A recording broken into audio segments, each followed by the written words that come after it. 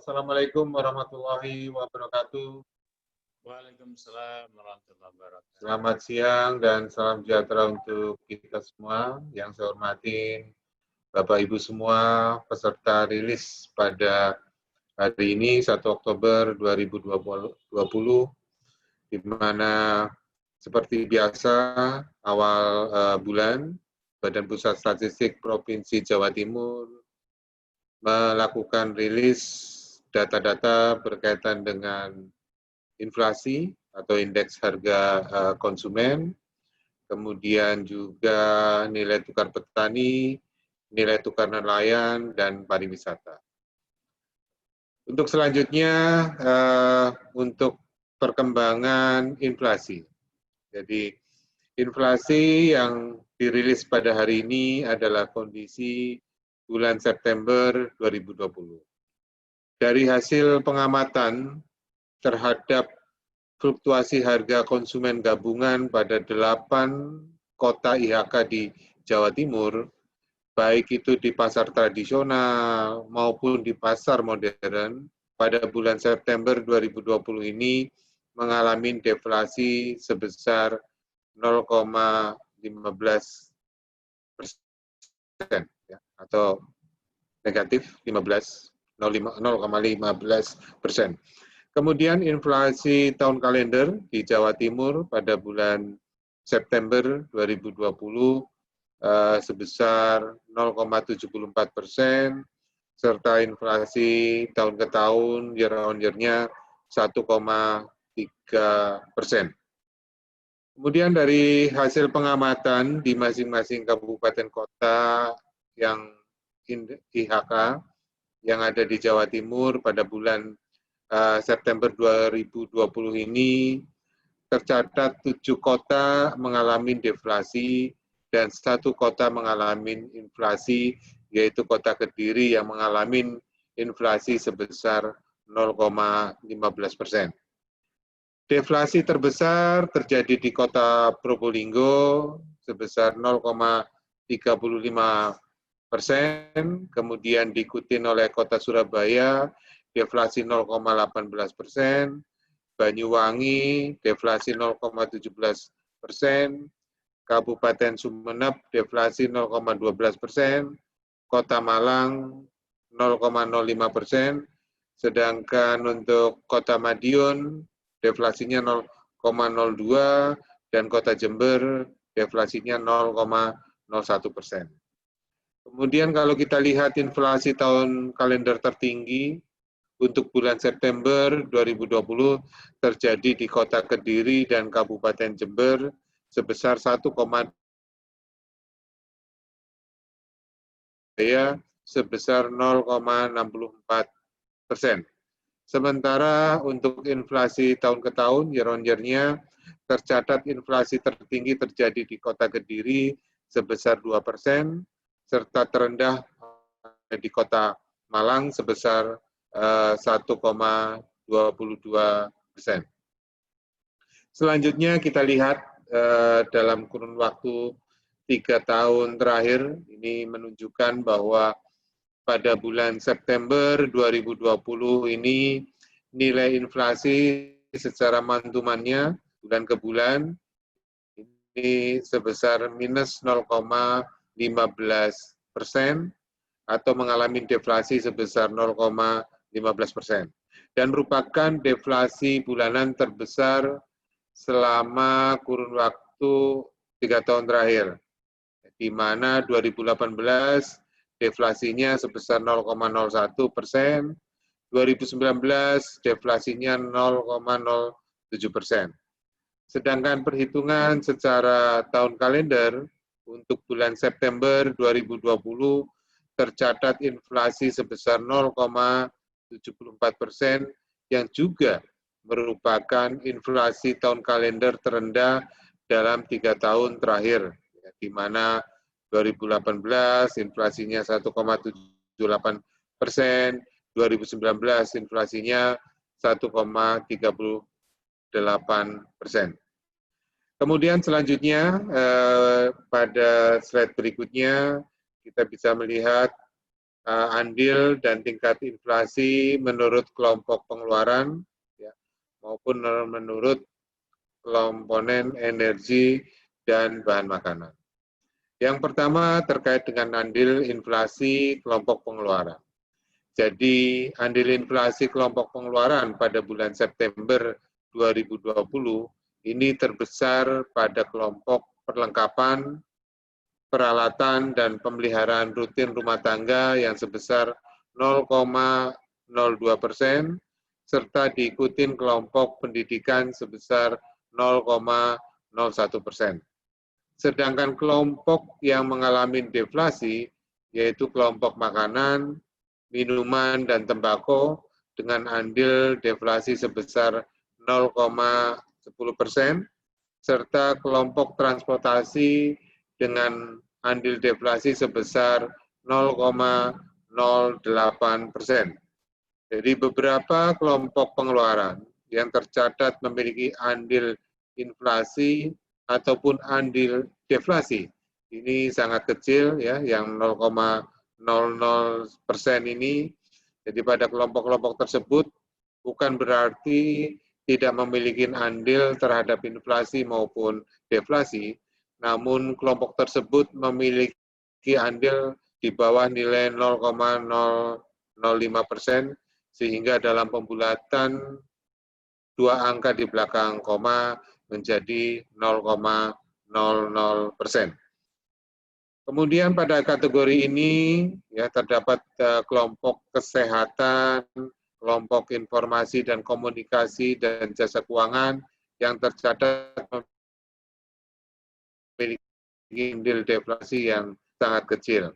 Adapun kelompok pakaian, alas kaki, kemudian kelompok rekreasi, olahraga dan budaya, kelompok penyediaan makanan, minuman, kelompok perawatan pribadi dan jasa lainnya, ini tercatat memiliki andil inflasi yang sangat kecil, sedangkan kelompok perumahan, air, listrik, dan bahan bakar rumah tangga tidak mengalami perubahan. Ini merupakan kelompok dengan indeks harga konsumen stabil dibanding bulan sebelumnya, sehingga tidak mengalami inflasi maupun deflasi. Meskipun pada beberapa subkelompok maupun komoditas penyusunnya tercatat mengalami inflasi maupun deflasi, namun tidak dapat mengangkat indeks kelompoknya. Jadi tujuan inflasi secara mantuman pada bulan September 2020 ini menurut kelompok pengeluaran tertinggi terjadi pada kelompok perlengkapan, peralatan, dan pemeliharaan rutin rumah tangga sebesar 0,26%, yang diikuti oleh kelompok pendidikan menurut urutan ketiga dengan nilai inflasi mantumannya sebesar 0,08%, diikuti kelompok penyediaan makanan dan minuman restoran sebesar 0,05%, kemudian kelompok perawatan pribadi dan jasa lainnya sebesar 0,03%, serta kelompok pakaian dan alas kaki sebesar 0,02%. Deflasi terjadi pada kelompok transportasi, ya. Ini kita lihat sebesar minus 0,61%, diikuti oleh kelompok makanan, minuman, dan tembakau minus 0,44%, kelompok kesehatan sebesar minus 0,04%, dan kelompok informasi komunikasi dan jasa keuangan minus 0,02%. Adapun kelompok perumahan, air, listrik, dan bahan bakar rumah tangga ini tidak mengalami perubahan dan merupakan satu-satunya kelompok dengan indeks harga stabil dibanding bulan sebelumnya, sehingga tidak mengalami inflasi maupun deflasi. Kemudian kalau kita lihat tingkat inflasi tahun kalender, ya menurut kelompok pengeluaran pada bulan September 2020, ini terbesar pada kelompok perawatan pribadi dan jasa lainnya sebesar 6,96%, jauh meninggalkan kelompok lainnya, di mana hal ini juga disebabkan karena kenaikan harga emas dunia sejak akhir tahun lalu, meskipun pada bulan-bulan ini turun.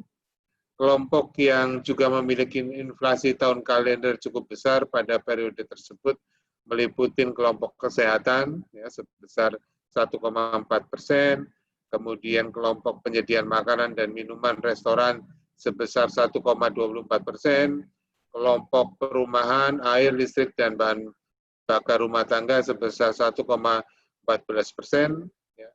sedangkan kelompok dengan inflasi tahun kalender di bawah 1% ini meliputi kelompok pakaian dan alas kaki sebesar 0,64%, kelompok perlengkapan, peralatan, dan pemeliharaan rutin rumah tangga sebesar 0,85%, kelompok informasi, komunikasi, dan jasa keuangan, ini kita lihat sebesar 0,08%,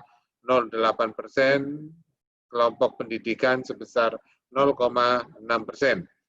Sedangkan deflasi tahun kalender ini tercatat kepada kelompok makanan, minuman, dan tembakau sebesar 0,33%, kemudian kelompok transportasi sebesar 0,99%, kelompok rekreasi, olahraga, dan budaya sebesar 0,43%. Jadi kalau kita lihat tiga besar urutan tingkat inflasi year on year-nya tahun ke tahun menurut kelompok pengeluaran pada bulan September 2020 berturut-turut pada kelompok perawatan pribadi dan jasa lainnya sebesar 7,21%, diikuti perumahan, air, listrik, dan bahan bakar rumah tangga sebesar 1,85%, dan kelompok kesehatan sebesar 1,81%, sedangkan inflasi terendah terjadi pada kelompok pendidikan sebesar 0,64%. Kemudian yang selanjutnya, adapun deflasi year on year-nya ini terjadi pada kelompok transportasi, rekreasi, olahraga, dan budaya, termasuk juga kelompok informasi, komunikasi, dan jasa keuangan. Kemudian kita lihat terkait dengan komponen energi, ya. Ini pada bulan September 2020 ini tidak ada perubahan indeks secara penghitungan mantumannya, sedangkan berdasarkan penghitungan secara tahun kalender menunjukkan deflasi 1,2% dan tahun ke tahunnya deflasi 1,19%. Berikutnya komponen bahan makanan. Pada September 2020, secara mantuman menunjukkan deflasi sebesar 0,64% dengan andil deflasi sebesar 0,11%, sedangkan menurut tahun kalender menunjukkan deflasinya sebesar 0,85% dan menurut year on year-nya menunjukkan inflasinya sebesar 0,38%. Kemudian selanjutnya di slide berikutnya terkait dengan komoditas utama penyumbang deflasi pada bulan September 2020 adalah angkutan udara, ya, tingkat tiket maksudnya. Kemudian telur ayam ras, daging ayam ras, tarif kereta api, emas perhiasan, melon, cabai, rawit, semangka, jeruk, dan tomat. Adapun tiga besar, ini kita bisa lihat di sisi untuk angkutan udara, ini persentase penurunnya cukup besar ya, 4,07%, ya, dengan andilnya minus 0,05%. Telur ayam ras juga persentasenya tadi minus 0,05.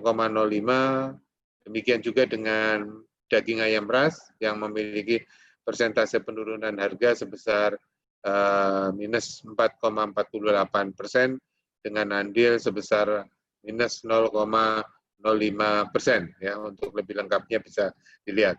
Sedangkan untuk komoditas utama penghambat deflasi atau ya komoditas yang menyumbang inflasi ini meliputi minyak goreng, bawang putih, cabai merah, udang basah, sawi hijau, panci, air kemasan, hand body lotion, apel, dan bayam. Kalau kita lihat di tiga besarnya, ini penghambat deflasi seperti minyak goreng, ya. Ini secara persentase kenaikannya sebesar 2,36% dengan andil inflasi 0,02%. Kemudian bawang putih, ya, kenaikan persentasenya 8,9% dengan andil inflasi 0,02%. Selanjutnya cabai merah yang memiliki persentase kenaikan harga 10,9% dengan andil inflasi tercatat sebesar 0,01%. Untuk lengkapnya bisa dilihat di slide tersebut. Kemudian di slide berikutnya terkait dengan perbandingan, ya, perbandingan tingkat inflasi antar ibu kota provinsi yang ada di Pulau Jawa. Jadi secara mantumannya bulan ke bulan menunjukkan bahwa pada bulan ini, bulan September, 3 ibu kota provinsi di Pulau Jawa mengalami inflasi. Ya. Ini berturut-turut, ya kita urutkan dari yang tertinggi seperti Semarang, ya, 0,07%, Yogyakarta 0,03%, dan Jakarta 0,02% mengalami inflasi tertinggi. Ya, secara berturut-turut ini adalah Surabaya, ya, 0,18%, kemudian Bandung dan Serang ini masing-masing sebesar 0,05%. Adapun secara tahun kalender, inflasi tertinggi tercatat di Serang sebesar 1,46%, diikutin Jakarta 1,05%, Bandung 1,02%, Yogyakarta 0,71%, Semarang 0,66%, dan terendah ada di Surabaya sebesar 0,64%. Sedangkan untuk tingkat inflasi year on year, inflasi tertinggi terjadi di Kota Serang sebesar 1,86%, selanjutnya diikuti oleh Jakarta 1,76%, Yogyakarta 1,66%, Bandung 1,45%, Semarang 1,39%, dan terendah ada di Kota Surabaya sebesar 1,23%. Demikian yang bisa disampaikan untuk inflasi. Yang selanjutnya kita lihat untuk nilai tukar petani, di mana NTP untuk kondisi September 2020. Jadi selama bulan September, ya, kondisi daya beli petani di Jawa Timur bisa dikatakan mengalami peningkatan. Hal ini terlihat pada nilai tukar petani September 2020 yang naik 0,54% dari 99,83 menjadi 100,36. NTP September 2020 ini lebih tinggi bila dibandingkan dengan NTP September 2018 yang sebesar 99,84, namun masih lebih rendah bila kita bandingkan dengan NTP September 2019 yang sebesar 102,88. Jika dilihat menurut subsektor, pada bulan September 2020, NTP subsektor tanaman pangan yang mengalami kenaikan, ya, naik sebesar 1,46%. Hal ini dikarenakan harga gabah yang mengalami kenaikan cukup tinggi. Selain subsektor tanaman pangan, NTP subsektor tanaman perkebunan rakyat juga mengalami kenaikan sebesar 0,32%. Sedangkan NTP subsektor lain ini mengalami penurunan dibandingkan dengan bulan sebelumnya. NTP subsektor hortikultura ini mengalami penurunan paling besar, ya, turun 1,87%, diikuti oleh peternakan ini turun 0,45%, perikanan turun 0,3%, penurunan subsektor hortikultura ini lebih banyak disebabkan karena harga beberapa komoditas ini yang mengalami penurunan akibat stok yang melimpah, akibat panen raya, dan kondisi pemasaran produk hortikultura yang bisa saja belum optimal dikarenakan adanya pandemi COVID-19.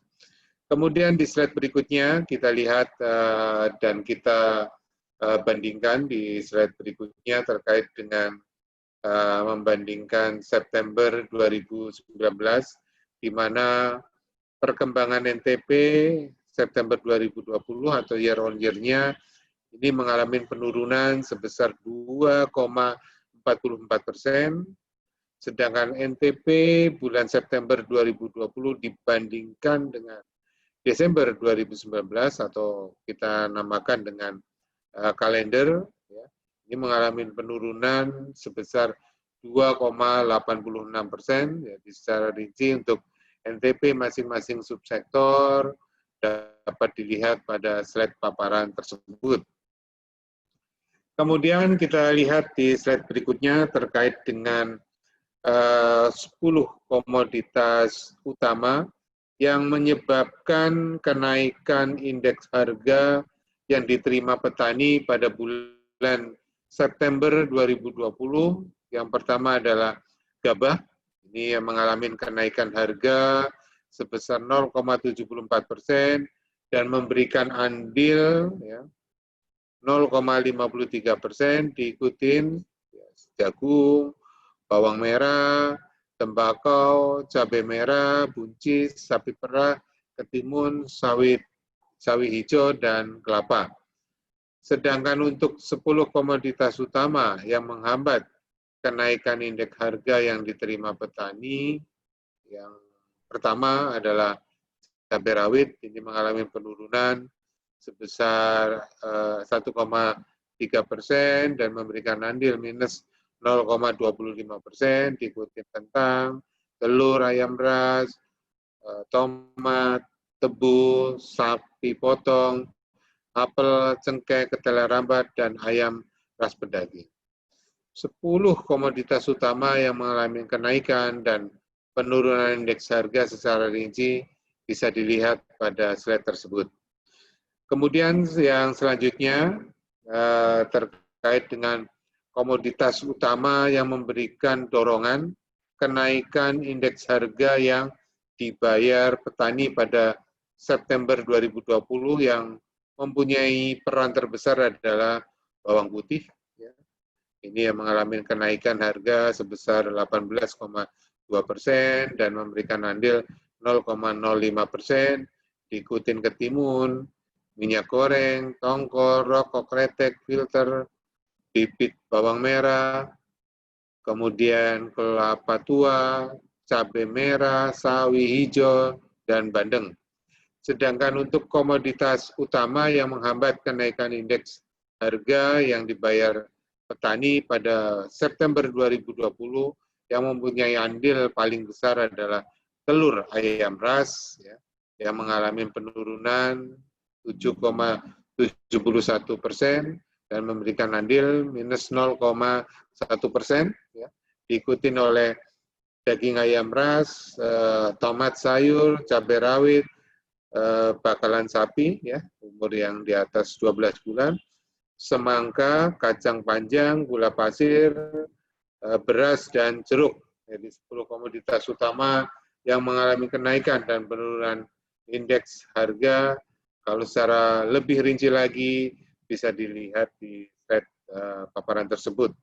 Kemudian di slide berikutnya, dari 5 provinsi yang ada di Pulau Jawa yang melakukan penghitungan NTP pada bulan September 2020 hanya di Yogyakarta yang mengalami penurunan NTP dari 101 menjadi 100,33 atau turun sekitar 0,67%. Kenaikan NTP terbesar terjadi di Jawa Tengah, ya, naik 0,82%, diikuti Banten naik 0,76%, Jawa Timur naik 0,54%, dan Provinsi Jawa Barat naik 0,46%. Pada bulan September 2020, NTP Provinsi Banten ya sebesar 101,97 yang merupakan yang tertinggi bila dibandingkan dengan provinsi lain yang ada di Pulau Jawa, dan NTP Provinsi Jawa Barat sebesar 99,98 merupakan yang terendah. Sementara untuk NTP Jawa Timur 100,36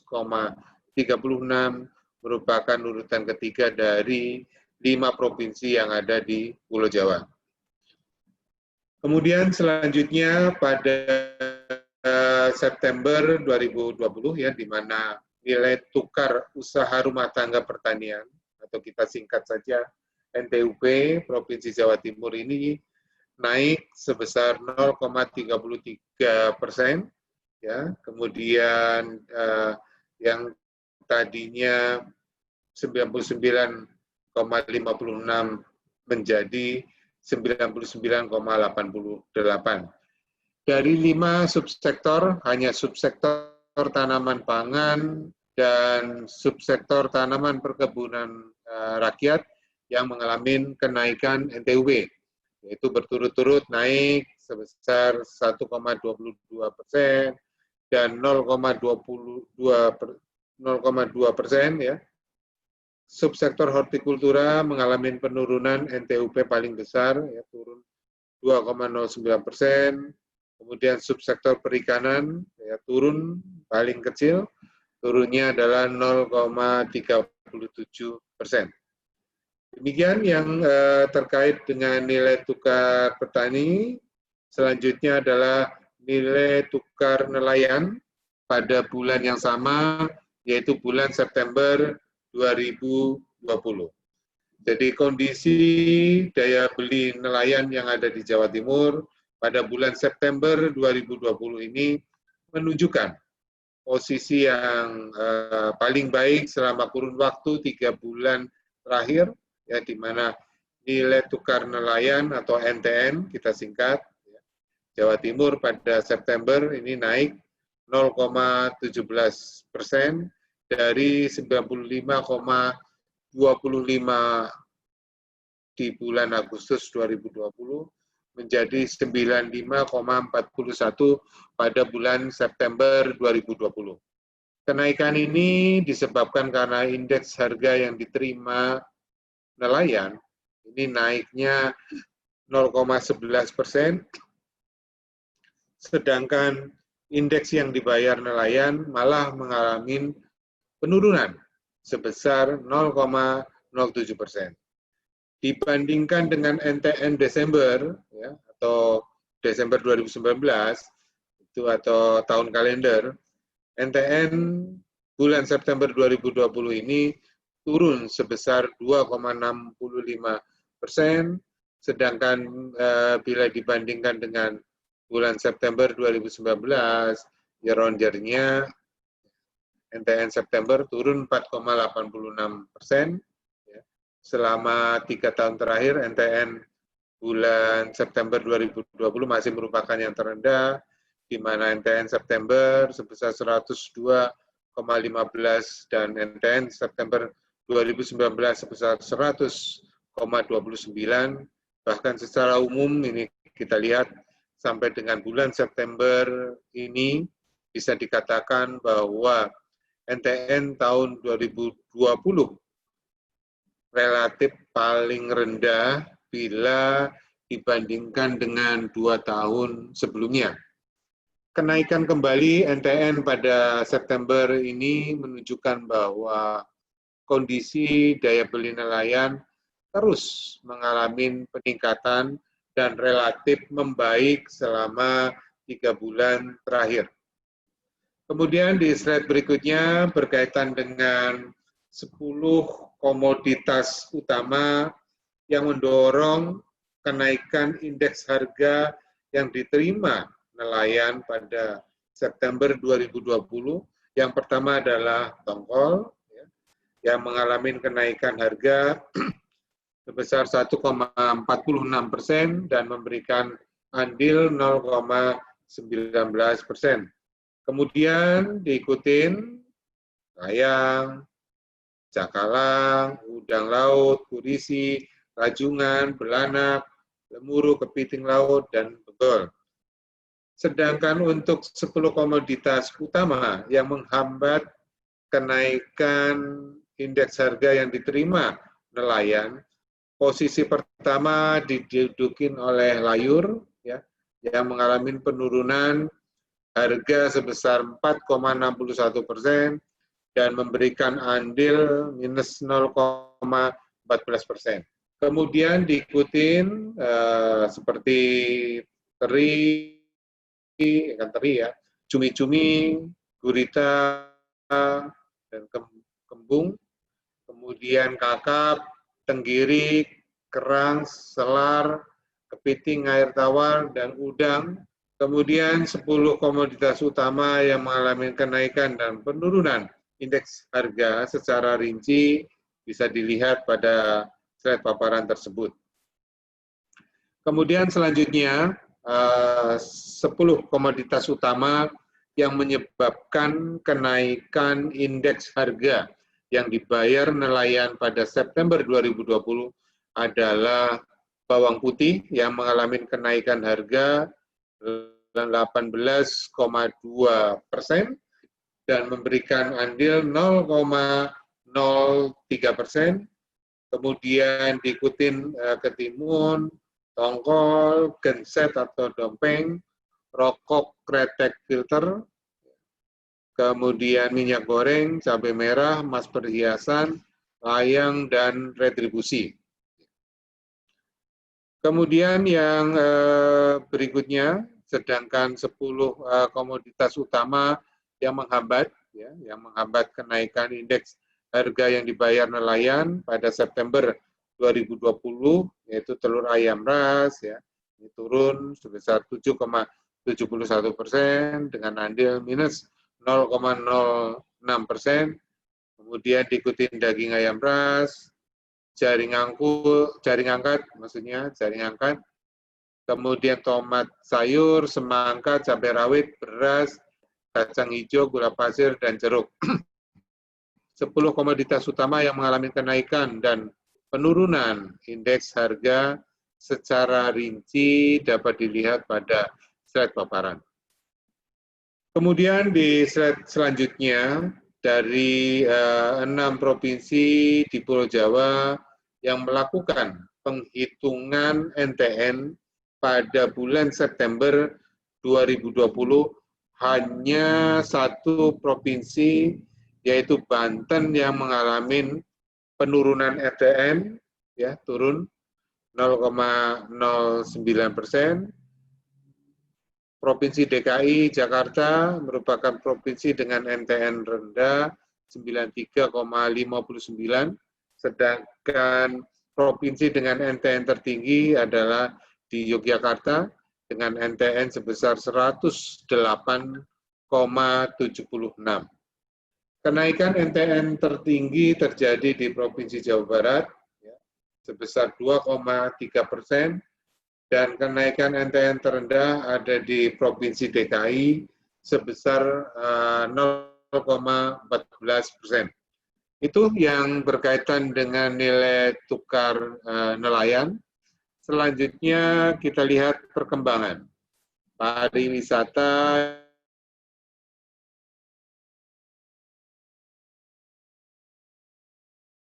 yang pada bulan Agustus 2020. Jadi sektor pariwisata ini memang merupakan salah satu sektor yang terdampak ya dan terimbas langsung oleh pandemi COVID-19, dampak dari pemberlakuan beberapa peraturan ini juga memang di mana mulai tanggal 2 April 2020 ini sangat mempengaruhi wisatawan mancanegara ke Indonesia dan khususnya di Jawa Timur. Jadi dalam 5 bulan terakhir ini, mulai April sampai dengan Agustus 2020, jumlah kunjungan Wisman yang masuk ke Jawa Timur ini terlihat begitu drastis penurunannya ya, bila kita lihat periode sebelumnya. Secara grafis dapat dilihat perkembangannya, jumlah kunjungan Wisman tahun 2020 pada bulan Januari masih normal, sekitar 17.047 kunjungan, namun turun terus di bulan berikutnya. Dan mencapai titik terendah pada bulan Mei dengan hanya 12 kunjungan, kemudian bulan Agustus kondisi masih belum berubah, ya, jadi selama Agustus 2020, kunjungan Wisman sebanyak 24 kunjungan atau turun dibanding bulan sebelumnya yang 76 kunjungan, bahkan dibanding dengan bulan Agustus 2019 dengan 29.180 kunjungan.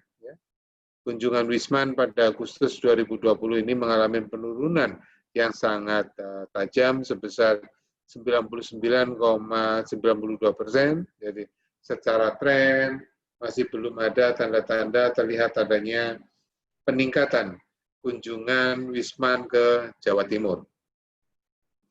Kemudian di slide berikutnya, ya, dari 24 kunjungan Wisman yang masuk ke Jawa Timur pada Agustus 2020, jadi sebagian besar adalah WNI atau warga negara Indonesia yang tercatat sebagai penduduk di luar negeri. Yang pulang kembali ke Indonesia sebanyak 22 kunjungan, sedangkan 2 kunjungan berasal dari Malaysia dan Brunei Darussalam yang masing-masing 1 kunjungan. Kemudian di slide berikutnya, bila kita lihat, kita cermatin juga selama 2016 sampai dengan tahun ini, 2020, jadi pada bulan Januari sampai dengan Agustus, jumlah Wisman yang masuk ke Jawa Timur ini sebanyak 34.751 kunjungan. Ini merupakan angka yang terendah dalam 5 tahun terakhir. Jadi pada periode yang sama, tahun 2016 misalnya, Wisman yang masuk ke Jawa Timur sudah 135.303, kemudian 2017 ini 157, 269 kunjungan, 2018 213, 155 kunjungan, dan 2019 sebanyak 161.216 kunjungan. Jadi ke depan pada saat kondisi sudah normal ini tentunya diperlukan usaha yang berat untuk memulihkan kondisi pariwisata yang ada di Provinsi Jawa Timur sehingga menarik minat kembali Wisman untuk mengunjungi objek wisata maupun menginap di hotel atau jasa akomodasi yang lain yang ada di Jawa Timur. Selanjutnya kita lihat indikator pariwisata atau hotel, yaitu tingkat penghunian kamar atau kita biasa singkat dengan TPK hotel berbintang pada Agustus 2020 sebesar 34,17% atau mengalami kenaikan 5,6 poin dibandingkan dengan bulan Juli 2020 yang sebesar 28,07%, secara year on year TPK Hotel Bintang untuk bulan Agustus 2020 dibandingkan 2019 sebesar 54,49%, ini mengalami penurunan sebesar 20,32 poin. Walaupun dibanding bulan lalu kenaikannya belum signifikan, harapannya ke depan TPK Hotel Bintang ini segera bisa berangsur meningkat kembali. Memang kondisi sekarang ini masih ada usaha perhotelan, baik hotel bintang maupun non-bintang yang ada di Jawa Timur, ini tutup sementara atau tidak beroperasi selama pandemi COVID-19. Kalaupun masih beroperasi, tamu yang menginap juga relatif sedikit, kemudian di mana tamu hotel juga yang menginap ini berkurang jauh dibandingkan dengan saat kondisi normal. Kemudian di slide berikutnya terkait dengan rata-rata lama menginap tamu asing yang ada di hotel bintang, ini sebesar 3,34 hari, ya, dan rata-rata lama menginap tamu Indonesia di hotel bintang ini sebesar 1,67 hari, sedangkan rata-rata lama menginap tamu lokal atau gabungan di hotel bintang selama ini yaitu rata-ratanya 1,67 hari. Artinya lama tamu asing menginap di hotel berbintang ini berkisar antara 3 sampai dengan 4 hari. Sedangkan lama tamu Indonesia yang menginap hotel berbintang ini berkisar 1 sampai dengan 2 hari. Ya.